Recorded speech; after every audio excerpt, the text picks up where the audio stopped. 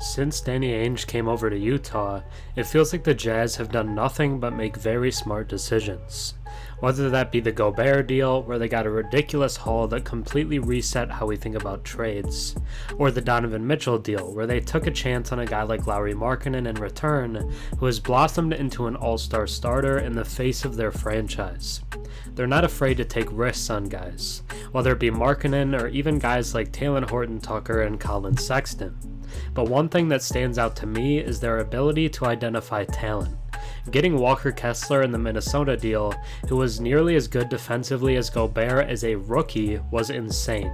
But the point of this video isn't anyone I've mentioned so far, but it does have to do with identifying talent. The team has acquired 2 guards in the teens of the last 2 NBA drafts. That would be Ochai Agbaji, who went 14th overall in 2022 and was acquired through the Donovan Mitchell trade, and Keonte George, who the Jazz selected out of Baylor at number 16 in this year's draft. These 2 have been playing together in the Salt Lake Summer League, getting some reps up in their own arena. They have been phenomenal together, with flashes of very strong chemistry. George has averaged 16 points, 5 rebounds, and 4 assists through their 3 games, while Agbaji put up 22 points, 13 rebounds, and 5 threes last night to top off a good summer league in Salt Lake. On top of both being solid offensive contributors, George and Agbaji both have extremely high defensive upside and could be an electric two-way backcourt. The Utah Jazz have found their backcourt of the future. Now let's take a deeper look at the 2 young guards. Before we get into the Jazz electrifying Summer League backcourt, if you enjoy my content and watch a few videos of mine, think about subscribing. 96% of my viewers are actually not subscribed, so if you're watching before and enjoy the content, drop a sub and comment down below. It really helps the channel. In the final game of Salt Lake Summer League, the Utah Jazz beat the Memphis Grizzlies 98-83. The story of the game again was Ochai Agbaji and Keonte George. Let's talk about Agbaji first. Agbaji has come into Summer League in elite physical shape, and it is shown in every game. In this one, he had an impressive stat line of 22 points, 13 rebounds, and 4 assists. He started slow, going 1 of 10, so it's impressive to see him finish the game shooting 8 for 20, which included 13 threes. The shooting is great to see, but it's the 13 rebounds that should be very exciting for Jazz fans.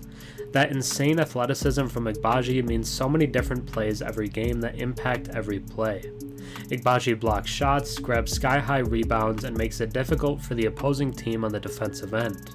There's some polishing to do with his game, but when the season starts, not so much is going to be asked of him. It's clear the Jazz want him shooting the ball often and doing things with the ball in his hands.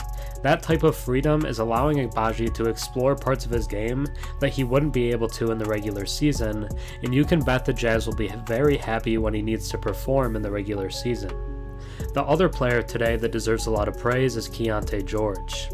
Yes, the shot wasn't falling last night, and there were some times when he fell asleep on the defensive end, but George showed some passing ability that should have Jazz fans excited about his potential.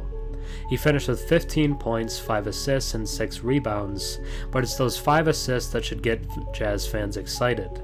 In college, there were times when George would try to make an impossible pass that would lead to turnovers. In the NBA, with more spacing, it's looking like those passes are hitting their target much more. He finished with an assist-to-turnover ratio of 5-1. If he can keep up that level of efficiency and ball control, there's every reason to believe he can become an NBA playmaker. The question will be after the Summer League, can he do it when the brighter lights are shining? The other thing to get excited about for George has been his ability to get to the line. He has shot 10 free throws last night and knocked them all down.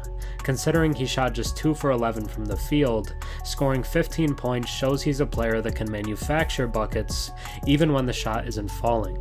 Again, a great sign for the rookie guard from Baylor.